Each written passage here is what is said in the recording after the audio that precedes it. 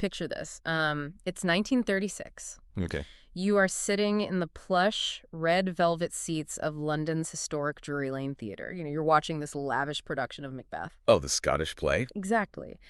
So the stage is dark, right? It's filled with rolling fog and the terrifying cracked voices of the weird sisters. The tension in the room is just thick. Yeah, that classic atmosphere. Right. And then the lights come up for the first intermission. You blink, adjust your eyes to the sudden brightness, and you look over at the private box next to yours, Box D. Okay, I'm picturing it. And there, leaning over the brass rail, is a woman. Her head rests quietly on her folded arms. But she isn't sleeping. Oh, boy. Yeah, she is dead. Wow. And here's the kicker. The doors to her box were locked from the inside. A massive bodyguard stood right outside the only entrance. No one went in. No one came out. A classic locked room setup. Exactly. And the murder weapon. A pair of ornate mother-of-pearl opera glasses. It is the ultimate impossible crime. Yeah. Right in the middle of a Shakespearean tragedy. And the fascinating thing is, the only way you can solve it, or even see the blood, or the locked door, or the stage itself, is by closing your eyes and listening. Yes. Welcome to the deep dive, everyone. Tonight we were doing something a little different. We're broadcasting this late-night literary documentary straight from the studios of Chesterton Radio in Atchison, Kansas. It's great to be here. And our mission for this deep dive is to explore this remarkable, really kind of dusty stack of old-time radio archives. We are looking at a collection built entirely around two of William Shakespeare's greatest, darkest, and frankly most terrifying tragedies. Othello and Macbeth. Oh, got it. We're examining these plays through a very specific and I'd argue really vital lens. Mm-hmm. We're exploring how they were translated, adapted, and sometimes completely mutated by the medium of classic radio drama. Mutated is a good word for it. Yeah, we're looking at broadcasts spanning decades that frame Othello and Macbeth as these two massive Shakespearean shadows that just stretch across the entire history of the radio dial. Right. And our goal tonight is to uncover how old-time radio took these classical stage plays that have been performed in grand, well-lit theaters for over 4 centuries, and transformed them into the ultimate psychological thriller entertainment. I really want you, the listener, to set the scene for yourself wherever you are right now. Like, imagine it's past midnight. The house around you is completely quiet. The best time to listen. Oh, absolutely. You're sitting in the dark, and the only light in the room is the warm amber glow of a 1940s radio dial. Oh, I love that imagery. Right. The crackle of static fades out, the vacuum tubes hum, and suddenly these voices are right there in the room with you, summoning unseen horrors. Yeah. You're hearing the crash of thunder sheets, the whispers of paranoia, the heavy footsteps echoing down a stone corridor. Yeah. You are basically stepping into a dark, emotional universe of ambition, madness, and betrayal. And when you strip away the velvet curtains and the elaborate Elizabethan costumes, the visual spectacle of a stage production, what you are left with is the raw internal corruption of the human soul. Wow, yeah. Stripped down to the studs. Exactly. The technology of how we deliver the story changes, right? From the wooden open-air stage at the Globe Theater in the early 1600s to a glowing box of vacuum tubes in a 1940s living room to, the digital device you're streaming us on right now. Right. The delivery method changes completely. But the architecture of the human heart remains exactly the same. We still suffer from the exact same fatal frailties that Shakespeare was diagnosing 400 years ago. And radio, as a medium, is uniquely suited to diagnosing those specific frailties. I keep thinking about how Shakespeare was, in a very real way, the first audio dramatist. Oh, that's a great point. How so? Well, he didn't have a massive Hollywood effects budget. He didn't have elaborate lighting rigs or giant rotating set pieces. He was writing for a relatively minimalist wooden stage in the middle of the afternoon. All right, just daylight and some basic props. Exactly. So he had to paint every single scene entirely with dialogue. If he wanted the audience to know it was a dark, starry night, a character literally had to say, "Look, how the floor of heaven is thick inlaid with patines of bright gold." He had to build the physical world in the audience's mind. Yes. So when you take his words and put them on the radio into the actual theater of the mind, it feels less like an adaptation and more like his words are finally returning to their natural habitat. That is a fundamental truth about why these specific broadcasts work so well. Radio didn't just broadcast Shakespeare. It distilled him. Yeah. It weaponized his dialogue. Weaponized. I like that. Well, think about it. In a visual medium, your eyes can wander. You could look at the costumes, the set design, the background extras. Right, you get distracted. But audio removes all peripheral distraction. You are trapped in a dark room with nothing but the voice of the characters. And to understand just how perfectly Shakespeare translates to that glowing radio dial, we first need to look at how old-time radio took his most devastating tragedy of manipulation and turned it into pure, unadulterated noir suspense. Oh, yes.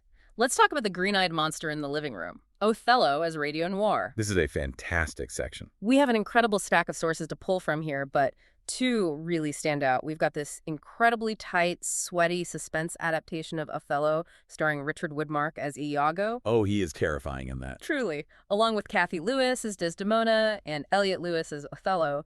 But I want to contrast that with an older, more historic broadcast from NBC Great Plays, which starred Walter Hampton and Selina Royal. The NBC Great Plays broadcast is such a fascinating historical artifact. Burns Mantle, who was the famous drama critic of the era, actually acts as the commentator for that broadcast. Oh, right. He kind of sets the stage.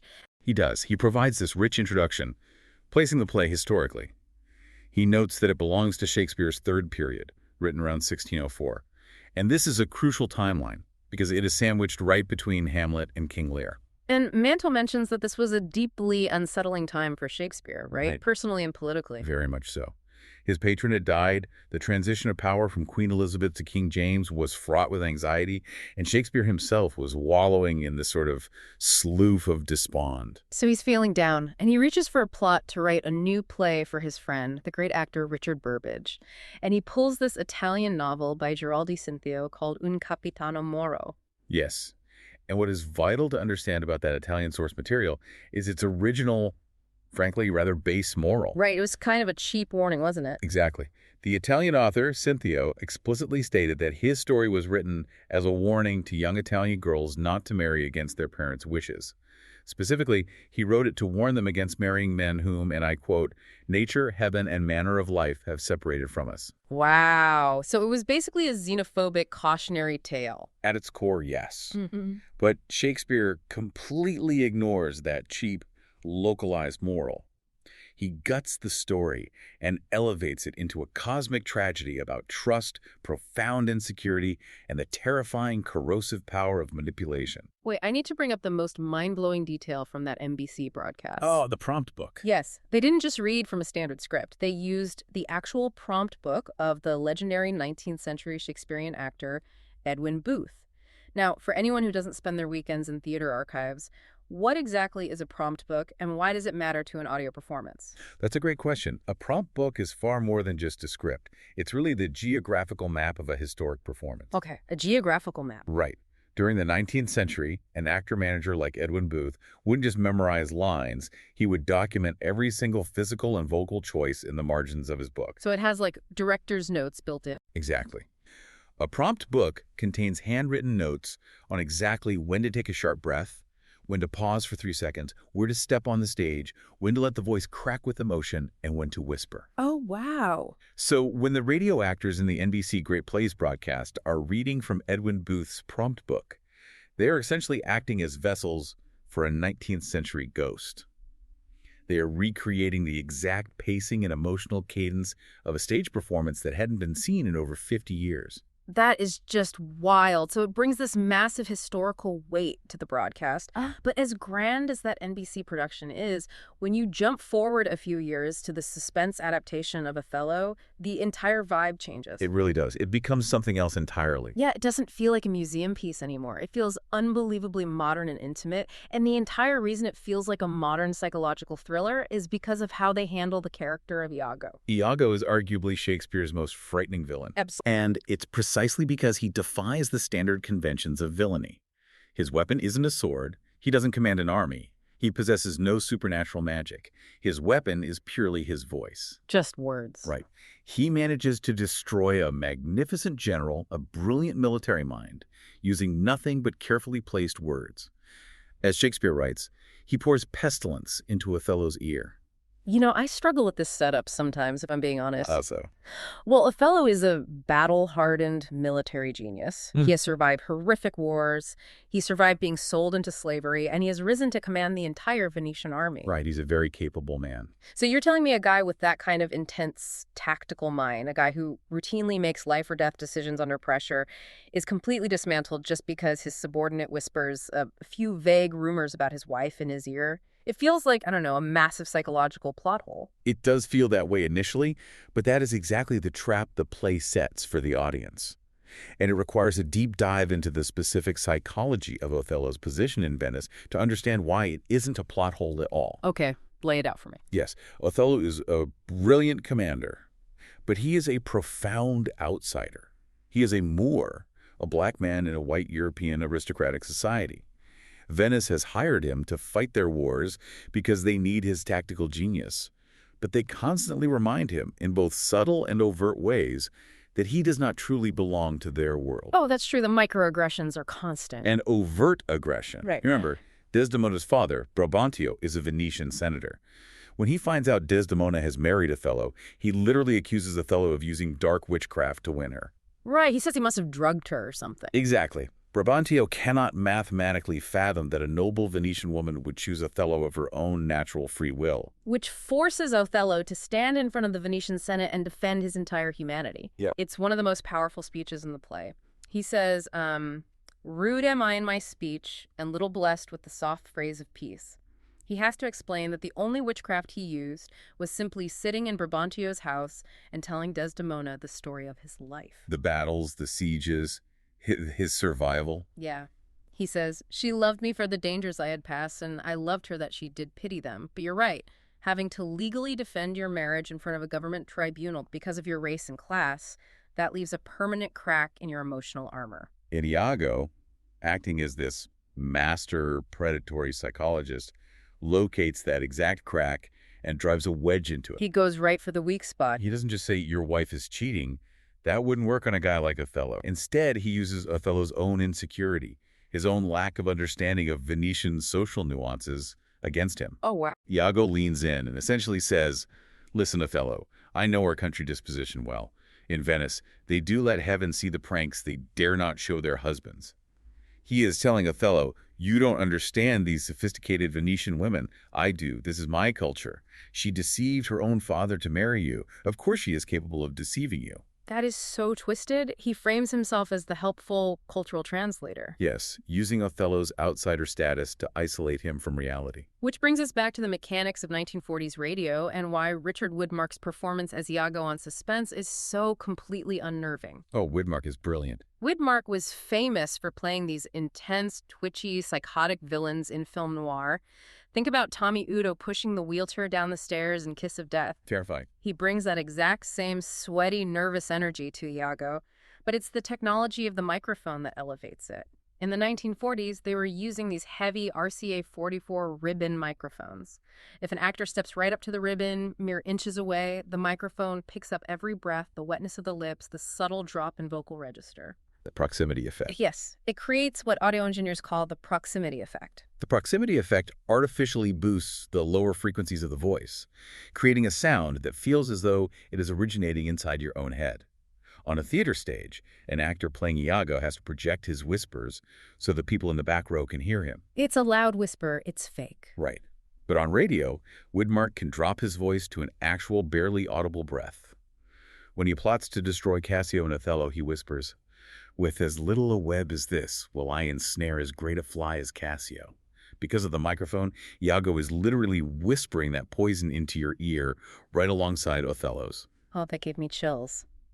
The listener is forced into this uncomfortable, complicit intimacy with the villain. Exactly. I was thinking about why this specific play translates so flawlessly to audio, and I keep coming back to a modern analogy.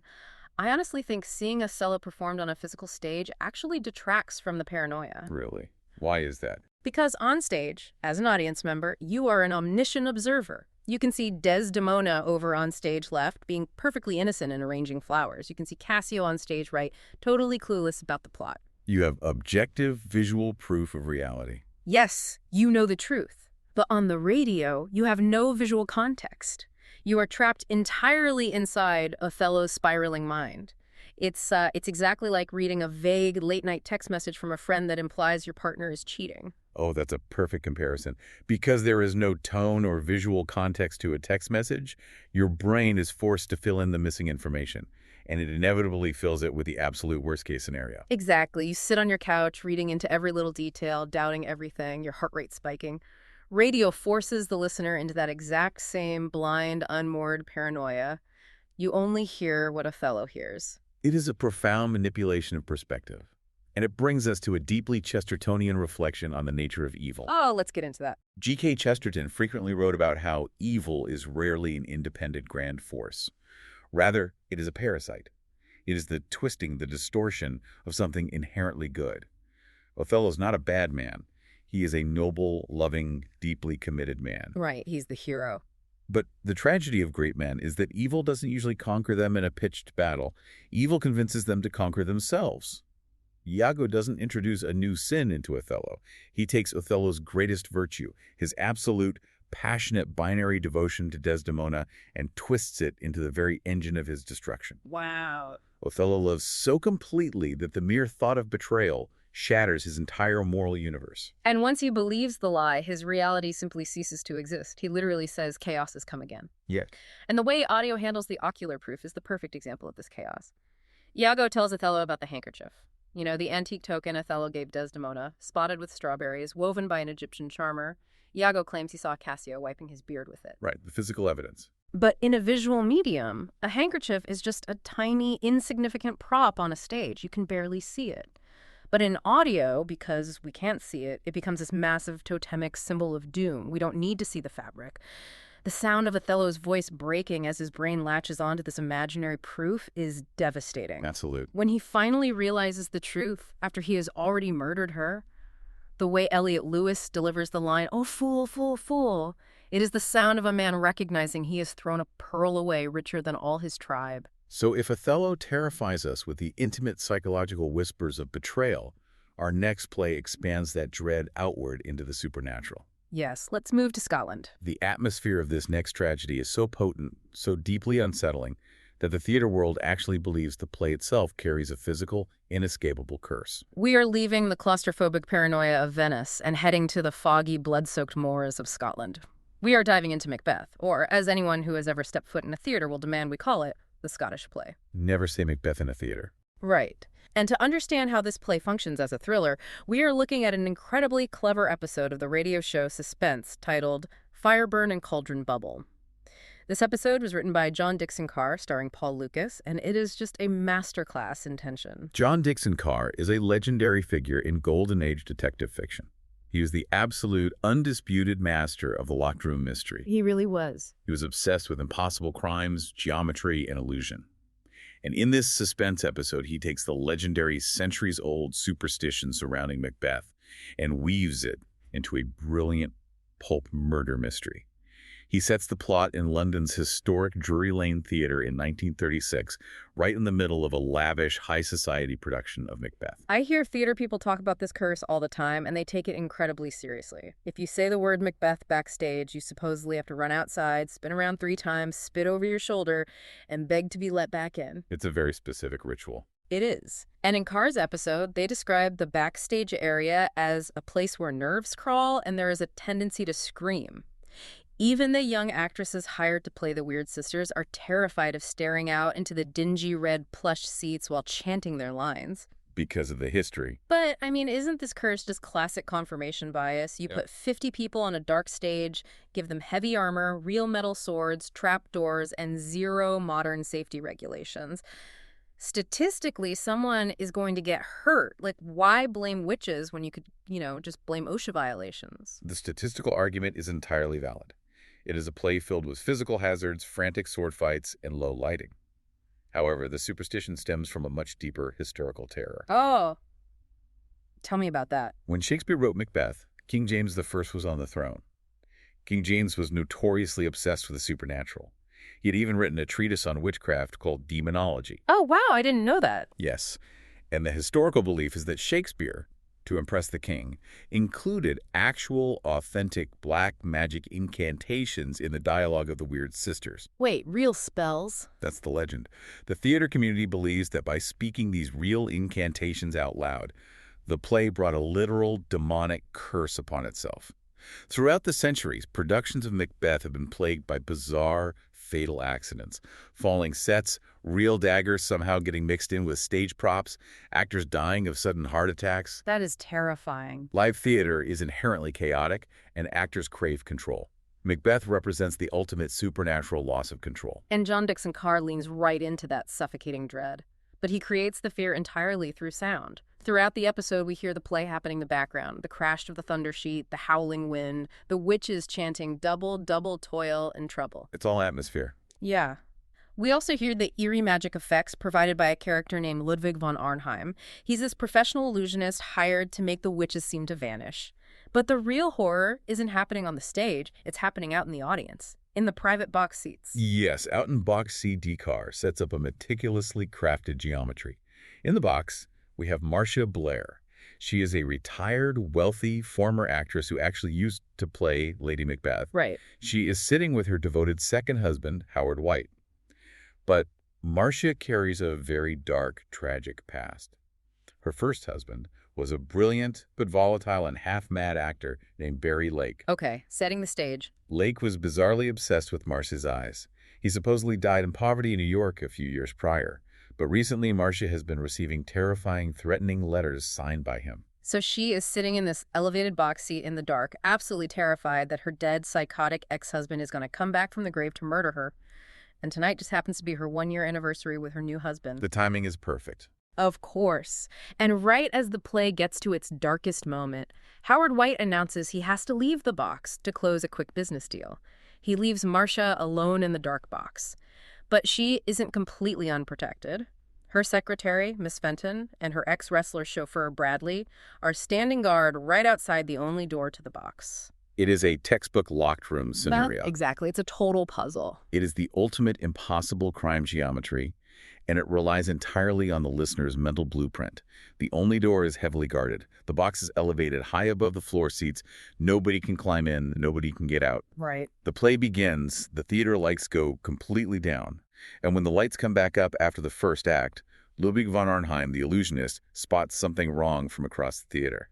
They rush to Box D, unlock the door, and find Marcia Blair dead. Right, leaning over the rail. Yes, her head resting on her arms. And the method of the murder is just grisly. She wasn't shot or strangled. She was stabbed straight through the right eye, deep into the brain.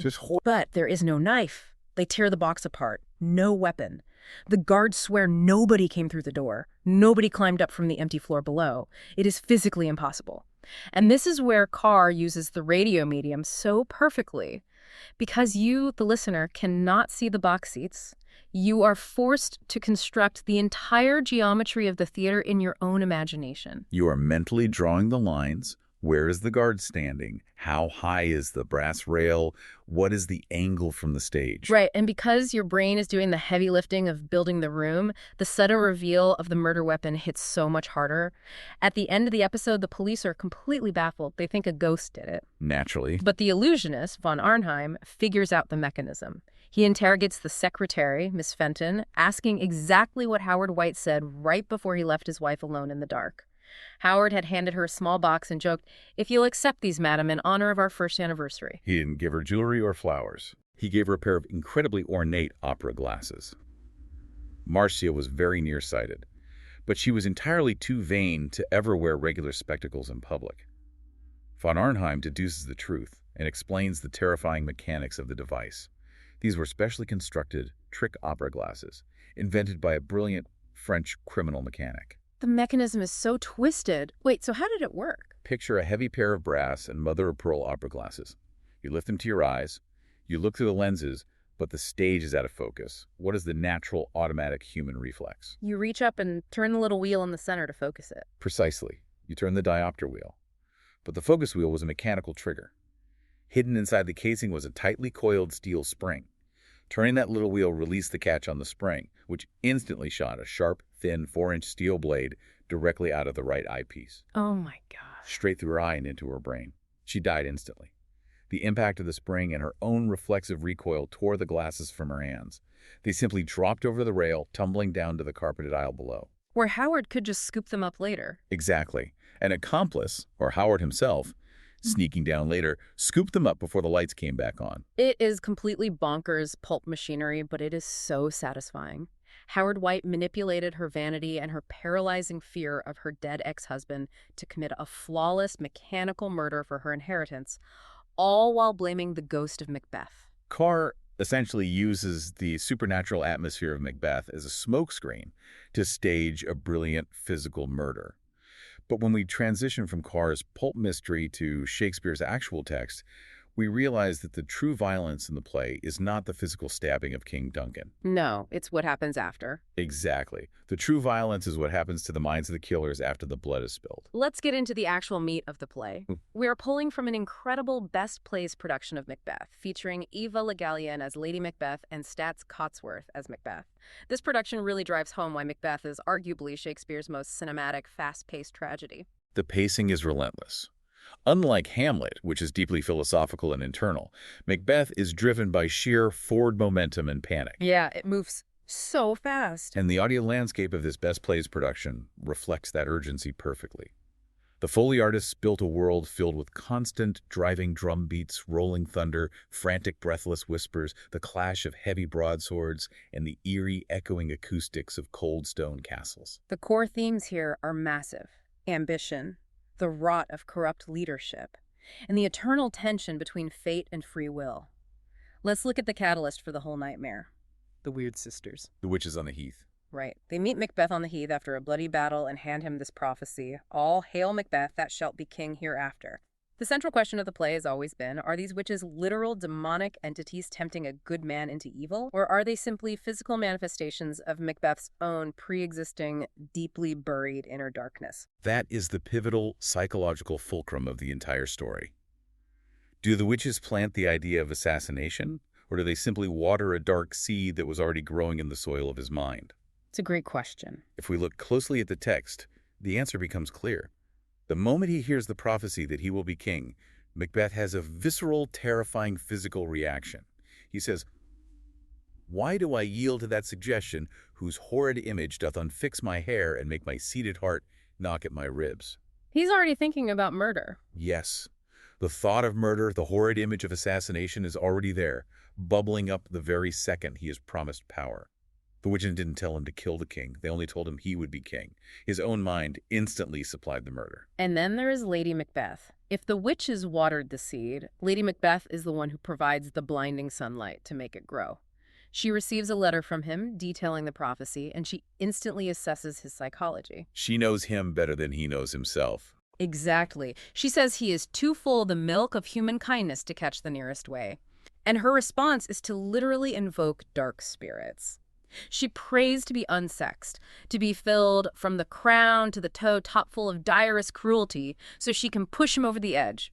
She is the ultimate ruthless instigator. Which leads us to another profound Chestertonian reflection, this time regarding the concept of natural law. Oh, this is fascinating. A civilization, any functional society, is held together by a fragile moral order. There are ancient natural laws governing human behavior that prevent us from descending into savagery. Hospitality, the act of protecting a guest who sleeps under your roof, is one of the oldest and most sacred of these laws across almost all human cultures. And Duncan is a guest. King Duncan is a guest in Macbeth's castle. He is also Macbeth's sovereign king, and he is his kinsman. It is a triple betrayal. He breaks every single societal rule at once. Precisely. The moment Macbeth breaks that ancient natural law, the moment he drives the dagger into the sleeping king, he shatters the moral order of the universe, and the universe immediately violently reacts. Karma is instant. He isn't punished by the police or the courts. He is punished by instantaneous madness. The moment the deed is done, he hears a voice cry out through the castle, "Sleep no more." Macbeth does murder sleep. By murdering a sleeping man, he has murdered the concept of innocence itself, and therefore he can never find rest again. The auditory power of that sequence on the radio is staggering. Let's look at the famous dagger of the mind speech. "Is this a dagger which I see before me, the handle toward my hand?" He is fully hallucinating the murder weapon before he even commits the crime. And the sound design heightens it so much. The sound design of old-time radio takes that internal isolation and guilt and manifests it as a tangible, terrifying soundscape. You hear the slow, rhythmic tolling of the bell that Lady Macbeth rings, the knell that summons Duncan to heaven or hell. Just that tolling bell in the dark. And then right after the murder, when Macbeth's hands are covered in blood, you hear this deafening, booming knocking at the heavy wooden gate.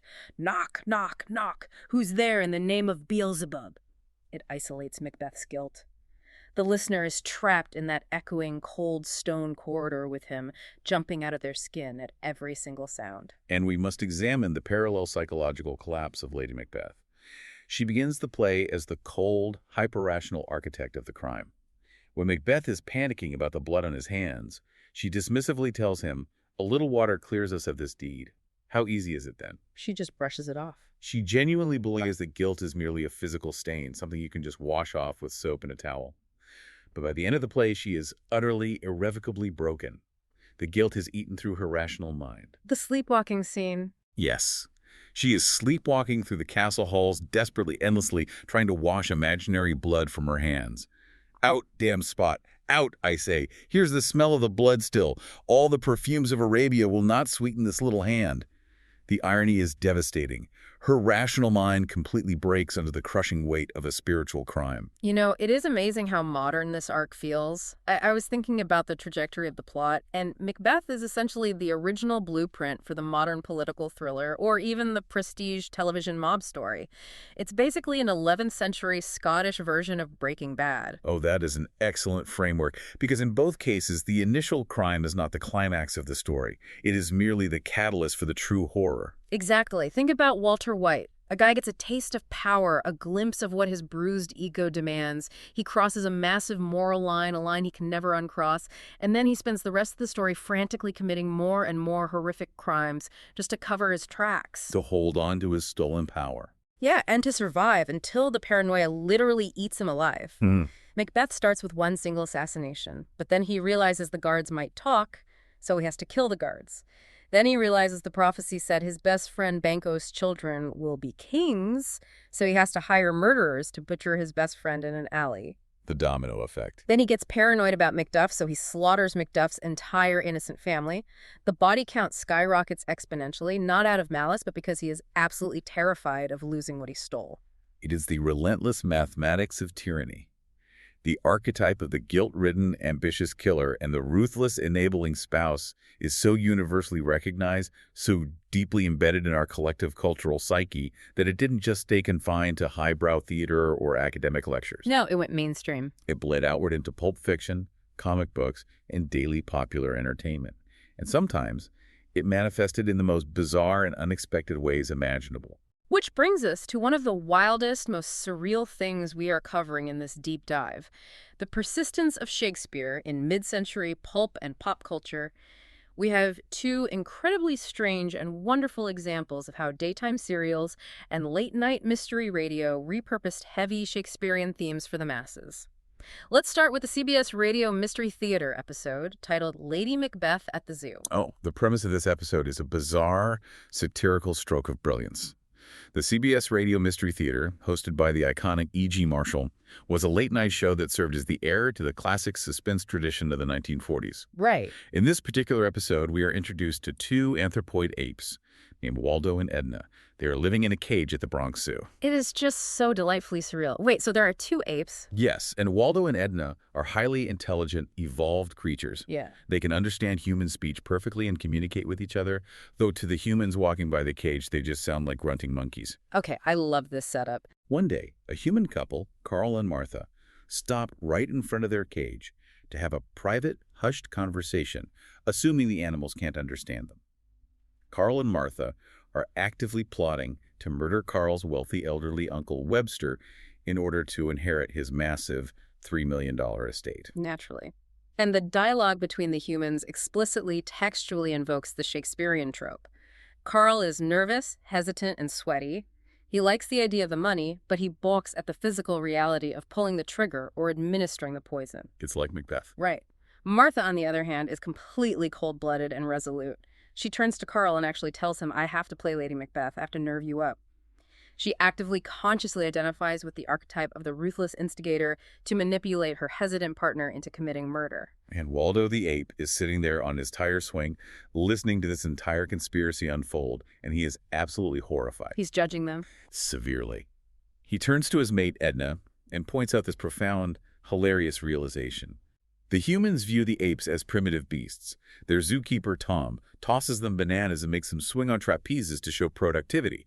But Waldo realizes that it is the humans who engage in premeditated, cold-blooded murder for pieces of paper. Wow, that's deep. Waldo says, when we were living in the jungle, did we have armies? Did we ever kill each other? He looks at human civilization with his tailored suits and bank accounts and sees absolute terrifying madness. It is a sharp, Swiftian, satirical inversion.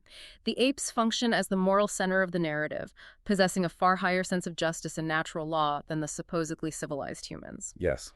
When Carl returns to the zoo later in the episode, riddled with guilt over what he has done, Waldo literally points a long, accusing ape finger at him through the bars. Waldo manages to communicate the guilt, acting as the physical manifestation of Carl's conscience.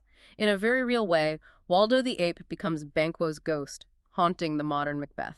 It sounds totally absurd, but honestly, the writing is brilliant. It feels exactly like a classic Rod Serling episode of The Twilight Zone. It uses a pulp sci-fi setup to ask a really profound philosophical question. If an animal could truly understand human ambition and greed, wouldn't they look at us and think we were completely insane? Oh, definitely. We destroy each other, betray our families, and ruin our souls for imaginary status and inheritance money. To a creature living a natural, uncorrupted existence, human civilization must look like a theater of monsters. Well said. And that pulp tradition of borrowing from Shakespeare's cultural cachet continues in our next example, which comes from a completely different genre, the daytime adventure serial challenge of the Yukon. Featuring the famous Canadian Mountie, Sergeant Preston, and his amazing lead sled dog, King. You wouldn't think the frozen Yukon would be the place for Elizabethan tragedy, but here we are. Right. In this episode, the plot centers around a man in a frontier mining town named Banker Mac, who is brutally murdered with a bloody knife. A young, somewhat naive man named Fred Malone is found unconscious near the body with the murder weapon in his hand, covered in blood, and he cannot remember what happened. Framed. Exactly. The townspeople, whipped into a frenzy by the actual killers, a couple of greedy schemers named Mike and Sam, form a violent lynch mob to hang Fred before he can defend himself. Now, obviously, this isn't a direct one-to-one adaptation of Macbeth. Sergeant Preston doesn't launch into a soliloquy about tomorrow and tomorrow and tomorrow, but the episode explicitly uses the name Mac for the murdered leader, and it centers entirely around a bloody knife, a framed innocent party, a conspiracy of ambitious men trying to seize wealth, and a disruption of the social order. The echo is undeniable. The echo of the Scottish play is right there, baked into the pulp format. Which forces us to ask a larger cultural question. Why did writers of 1940s and 50s pulp radio constantly borrow the literary prestige of Shakespeare? Why sprinkle these heavy thematic references into half-hour daytime stories about talking apes or frontier mounties? Why do you think? Well, I think we have to look at the historical context of the audience. This was an audience that had just survived the devastating poverty of the Great Depression and was in the midst of, or recovering from, the global slaughter of World War II. Right. The stakes were high in real life. Very high. Themes of corrupt leadership, existential dread, bloody ambition, and tyrants falling weren't abstract academic concepts to them. They were literal front-page news. Dictators were marching across Europe. The world felt like a Shakespearean tragedy. That makes total sense. So Shakespeare wasn't viewed exclusively as elite, inaccessible academia. He was living, breathing popular culture. His themes were a shared democratic language of human drama. The name Macbeth, or the image of a bloody dagger, functioned as a universally understood cultural shorthand for doom, betrayal, and the corrupting nature of greed. If you are at a diner in 1948 and you say, "She's a real Lady Macbeth," everyone in the booth instantly knows exactly what you mean. You don't need a master's degree in Elizabethan literature to understand the trope. It is hardwired into our cultural DNA. Exactly. And this idea of Shakespeare belonging to the everyday person rather than just the wealthy elite sitting in metropolitan opera houses is perfectly captured in our final segment. We get to see his works travel out of the city and into the rough and tumble American frontier. We are turning to a lighter, more charming piece of audio history now, from the legendary radio western The Six Shooter, which starred the incomparable Jimmy Stewart. Oh, I love this one. Jimmy Stewart plays Britt Ponset, a wandering, slow-talking Texas plainsman. And in this particular episode titled More Than Kin, Britt wanders into a dusty frontier town and runs into some old friends of his, the Plunketts. The Plunketts. Now, the Plunketts used to run a mundane dry goods emporium back in Texas, but they went broke during a severe drought. So what did they do to survive? They reinvented themselves. As one does in the West. Naturally, they bought some cheap costumes, changed their names to the highly pretentious Archibald Day and Marguerite de la Seine, and formed a touring Shakespearean theatrical troupe. They are currently traveling through dusty mining camps performing the classics. This narrative touches on a fascinating and often overlooked historical reality of the American West. During the 19th and early 20th centuries, touring theater companies were a massive part of frontier culture. You had uneducated silver miners, exhausted cowboys, and railroad workers crowding into makeshift, drafty opera houses and saloons to see performances of Hamlet, Richard III, or Othello. Really, just regular cowboys? Yes. There was a genuine, unpretentious blending of high European culture and mass American entertainment. And the episode features a fantastic historical cameo to raise the stakes. The great showman himself, P.T. Barnum, happens to be passing through the audience at Virtue City on the exact night the Plunketts are scheduled to perform Hamlet.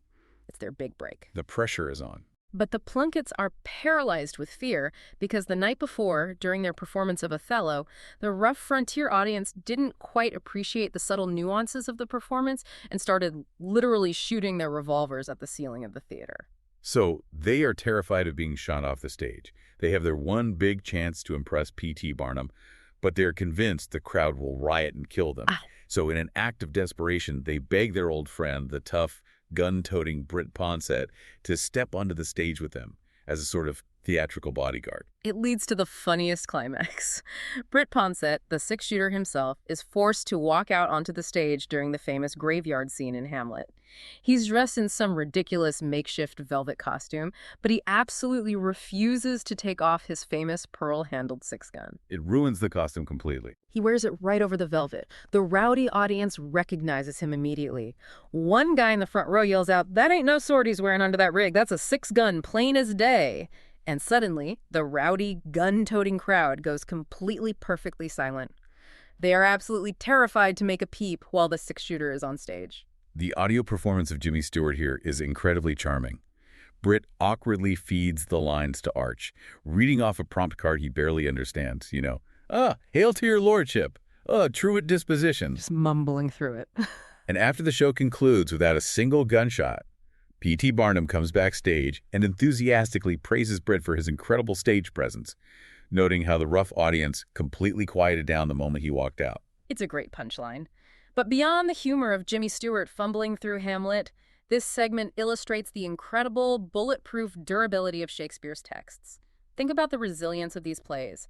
They can survive being absolutely botched by amateur actors in a dusty Western saloon, reading off cue cards in front of an audience of heavily armed, drunken silver miners, and the story still somehow works. It's a testament to the writing. Why? Because the core emotional truths of the plays, the grief of losing a father, the anger of betrayal, the comedy of fools, resonate with everyone, regardless of their education level. It strips away the academic pretense. It reminds us that these plays were not written to be studied in quiet libraries. They were written to be performed loudly. Which makes me want to draw a parallel here between those rowdy frontier audiences shooting at the ceiling in Virtue City and the original Elizabethan groundlings back at the Globe Theater in 1600. Oh, that's a brilliant comparison. We have this terrible tendency today to treat Shakespeare like fragile museum art. We dress up, we sit in velvet chairs in hushed, darkened theaters, and we politely golf clap. But back in Shakespeare's day, going to the theater was basically like going to professional wrestling. Exactly. It was rowdy, it smelled bad, you interacted with the actors, you yelled at the villains, you threw rotten fruit at the stage if you were bored. I honestly think the dusty saloon in the six-shooter captures the true, gritty, interactive spirit of the original Globe Theater far better than most modern high-end stage revival. That is a very compelling and historically accurate argument. Shakespeare was a working playwright writing for the masses. He was literally competing with bear-baiting rings and public executions down the street for their attention and their pennies. He had to keep them entertained. He had to grab the audience by the lapels and shock them, entertain them, make them laugh, and terrify them, all within 3 hours.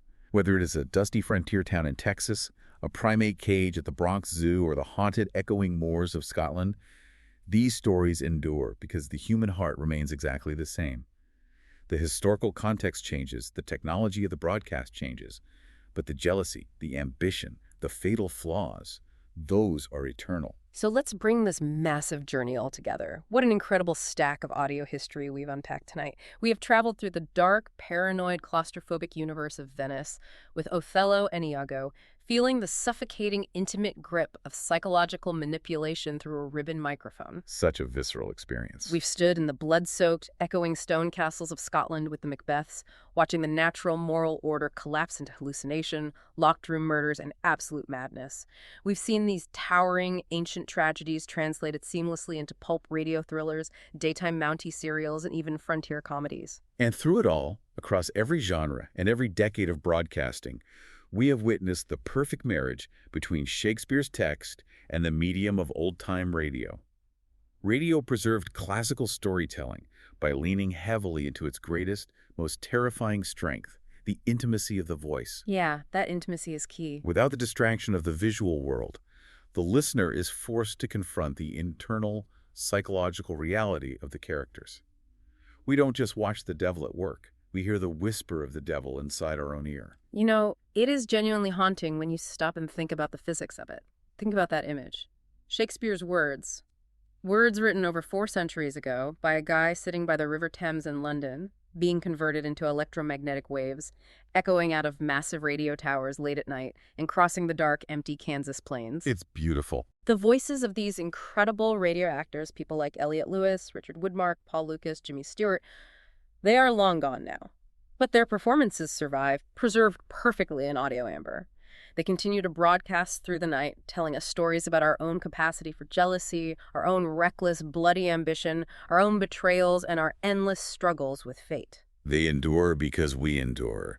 Othello and Macbeth remain alive, pulsing with relevance, simply because we remain human. The radio dial is just the vessel. The message is the mirror held up to our own dark nature. Which leaves us with a lingering, somewhat uncomfortable question to mull over tonight.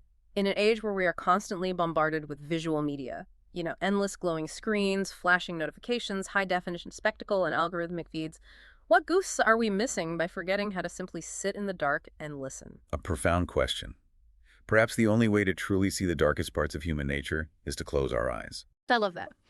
So on that note, we want to thank you for joining us on this deep dive. When this broadcast ends, step out to the night sky, look up at the stars, and maybe track down some of these classic radio dramas for yourself. Turn off the screen. Let the theater of the mind take over. Until next time, from all of us here at Chesterton Radio in Atchison, Kansas, keep seeking the true, the good, and the beautiful. Good night.